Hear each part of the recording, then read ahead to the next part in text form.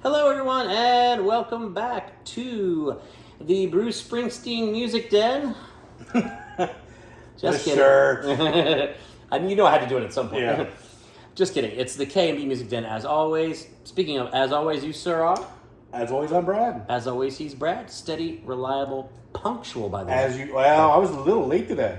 Yeah, well, I moved the time up, though, so. He did. Yeah. Fair enough. But I know you guys don't care about this. It's fine. It's totally fine. And I'm your friend Keith. So, we're on episode 4 of 7. 4 of 7. Not that I numbered them, but that's okay. So we are really smack dab in the middle, halfway through now, of the Bruce Springsteen Tracks 2 box set. Are you jelly? You should be. I can't eat for a couple weeks, but that's fine. So we already did what? We did LA Garage Sessions 83. We did. Philadelphia? Okay. Yeah, we did Streets of Philadelphia. We did Faithless. Faithless, yes. Okay. And now next, of course, we're going in order of the box set, which only makes sense. So where have we arrived here, Brad? What's this one called? Oh, this is somewhere north of a really cool town in Tennessee called Nashville. Yeah. There we go. I would love to be Tennessee bound. Oh, wouldn't that be nice? Be great. I know a song called that. Oh, yeah. Well, we'll talk about that some other day. So here we are. As we always like to do, we show the tracks. Thank you. Vanna White. Thank you, Brad. Oh, yeah. Vanna, what happened to your hair? Really? So I tell you what, I've been really excited to talk about this one because I know what, generally speaking, I know what you like, Brad. I know what you like. I know you love Bruce, and I know some of your other genres that you like, and certain instruments that really seem to usually speak to you. So I was really excited to get your take on this one. So I'm actually going to turn the floor over to you first. We are halfway through, like we said. First time listening through, and then you've had subsequent listens. Yeah. Tell me what you want to start off telling me about somewhere north of Nashville. Well, I'm guessing you're alluding to pedal steel. I am. Yeah, that's it's one of my favorites when you hear that on a track. So to hear it on a Bruce track's even cooler. For me, this album's fantastic. Yeah, it really is. It really is. It's phenomenal. I kind of went in thinking this might be cheesy in a bit. Okay. Like Bruce trying to just do a Nashville album. Now we did Great Western Stars, right? Is that what it was called? Just Western Stars. Yeah. Just Western Stars. Okay. Yeah. It was great, but I think it was great. Maybe it's because it was great. But when the first track hits on this, what was that first track? Repo Man? Oh yeah, I would say it's less country and more rockabilly. It's got the more of a yes.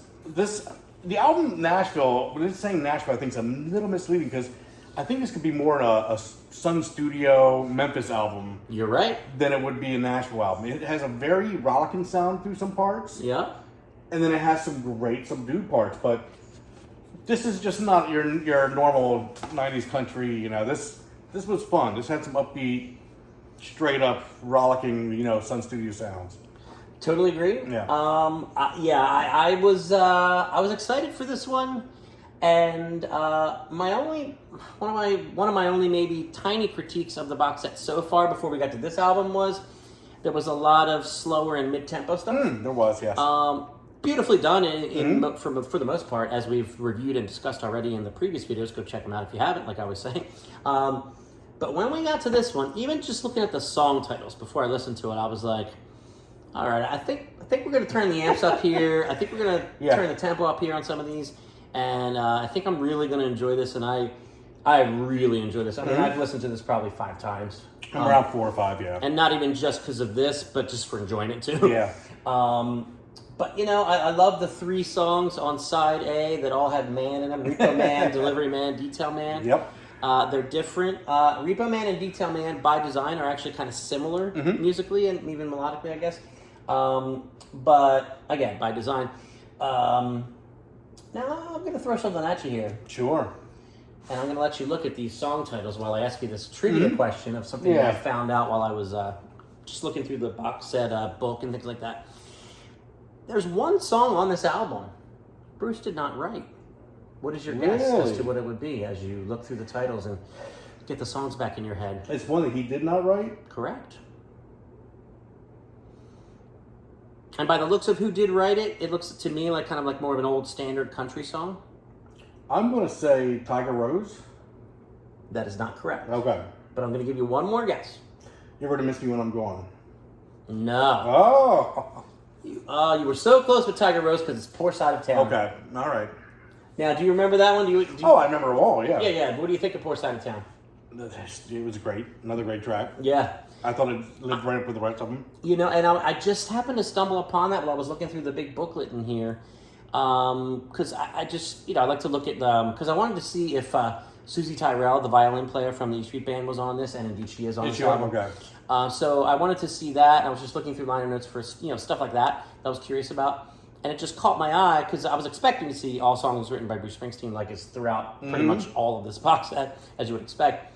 But then it said except Poor Side of Town, and I'm like, it says someone and Jimmy Rogers. I think it's Roy Adler and Jimmy Rogers, which I think are like old time country. Oh, certainly are, yeah. So a cover, which but it's cool because it's only one and it just kind of slides in there perfectly. So I just thought that was interesting. But it is. Thank you. So okay, another trivia question. Look at the tracks again. Okay. There are two, well, at least two, but two that I'm sure of.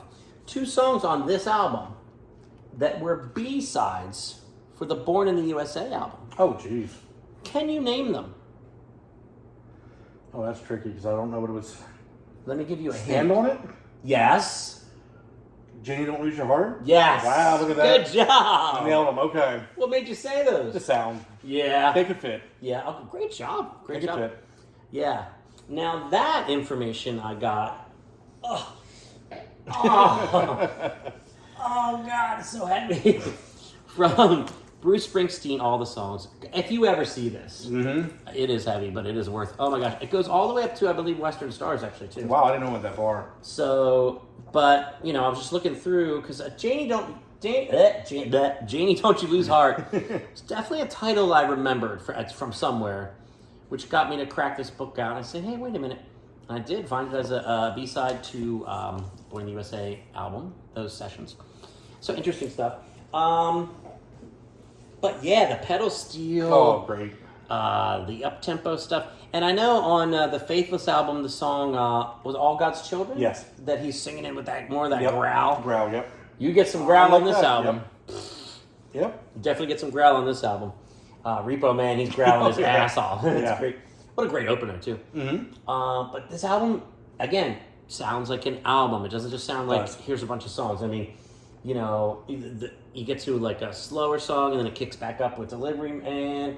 And, it's just, I'm really blown away. We're halfway through now. Yeah. A little over, technically. And I'm just so blown away by this box set because the quality is so good. I mean, some people would expect, well, these are the ones he decided not to put out, so it's probably going to be, dude, I mean, he could have put this out. Absolutely could have put that out. In the late 80s, into the early 90s.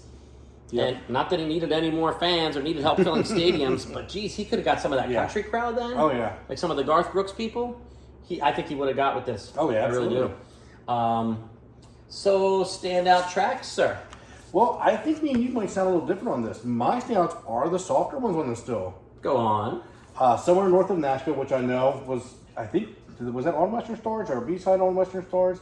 I know he recorded around there, didn't he? Or am I messing my brain up? No, you might be right. I'm just not sure offhand. Okay, and then I really like Tiger Rose. Under a Big Sky, I was a really big fan of. And Blue Highway. Oh, Mr. Softy over here. Those songs were fantastic. Yeah, you're right. I'm kind of I like it all. Yeah. But it was, like I said, but heading into this one, number 4, I was just hoping for a little more energy and tempo, quite frankly. And, Repo Man, Janie, Don't You Lose Heart. Yep. Definitely. And, they're all great. Well, that's the thing. I was just thinking, I'd stand on it. Jamie, get your, they're all great. Yeah. Silver Mountain was fantastic. Yeah. There's really not a bad track on there. No, there's not. There's not. And to realize now that he was recording all this music all along, and I think this was between or during the Ghost of Tom Joad sessions, and then when he brought the band back to do a couple new tracks for the Greatest Hits compilation. He had just gathered them all, and it had been years, and they were, You gather all those guys together in a studio. What do you think's going to happen? You know, they start recording. You know, Bruce has his songs. Hey guys, you know, and these were probably done pretty quickly. But yeah, I mean, man, fantastic. This is setting a high benchmark in the middle of this box set. So here it comes, Brad.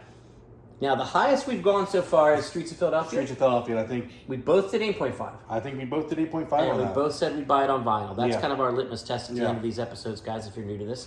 So, Brad, from 1 to 10, what do you give this on a scale of 1 to 10? And would you buy it separately on vinyl if it were an album and out of the box set?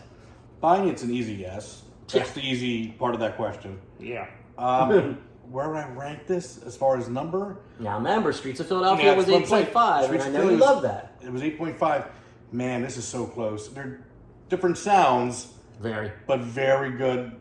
I'd say 8.5 again on this. Wow. Yeah. Okay. I don't know if I'd put it ahead or below. Right now, they're just neck and neck. Total tie, then. Yeah. I'm going to put it as a 9. Yeah, I'm fine with that. I'm going to put it as a 9, and obviously then I'll buy it, of course. Oh, yeah.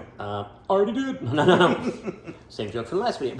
But, get some new material, Keith. But, yeah, I mean, this to me, as we go through the next and last 3, this is like the high water mark. This is the... Oh, yeah. Well, yeah. You know, this is the, like, are you going to come close to this? Are you going to tie this? Could you possibly pass this? I mean, this is the crown jewel so far, in my opinion.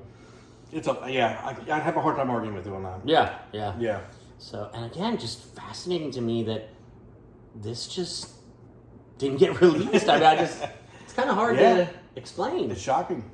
But again, that's the genius of someone like Bruce Springsteen that, okay, I put this out, you know, I put Ghost of Tom Joad, and, you know, where am I going to go next? And if you look at his proper discography, you know, you can't argue with anything he decided, really. Hence the brilliant career. Yeah. But yeah, to have something like this now, and I just love the way he's releasing these, where it's like, boom, here you go. Yeah, because he could have milked this out. Neil Young. And, you know, yeah, it's fine. I love the Neil releases too from the 70s that were lost gems.